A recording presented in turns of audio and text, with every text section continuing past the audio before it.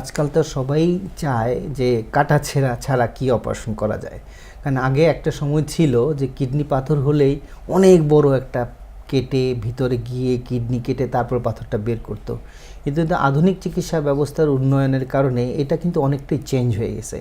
এখন অনেক বড় পাথর যদি হয় কিডনির থেকে যে কিডনির নালি তৈরি রেনাল পেলভিস বলে ওই জায়গায় যদি পাথরটা থাকে, তাহলে কিন্তু আমরা পিঠের ওখানে ছোট্ট একটা ছিদ্র করেই ওই ছিদ্র দিয়ে ক্যামেরা ঢুকিয়ে পাথরটা লেজার দিয়ে ছোটো ছোটো ছোটো করে বের করে নিয়ে আসতে পারি। এটাকে ডাক্তারি ভাষায় বলে পিসিএনএল।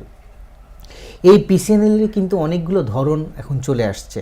একটা হলো কনভেনশনাল পিসিএনএল, তারপর হলো মিনি পিসিএনএল, মানে ছিদ্রটা আরও ছোটো করা, তারপরে আরও ছোটো আছে এটা আলট্রা মিনি পিসিএনএল, এটা আমাদের দেশে হচ্ছে।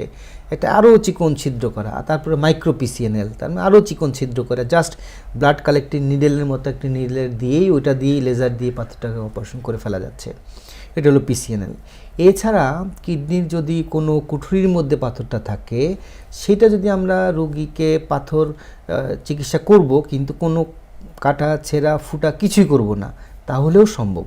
সেটা কি? সেটা দুইটা পদ্ধতি আছে। একটা পদ্ধতি হলো আমরা বাহির থেকে শক ওয়েভ দিয়ে পাথরটাকে ভেঙে দিতে পারি, এটা ইএসডব্লিউএল বলে।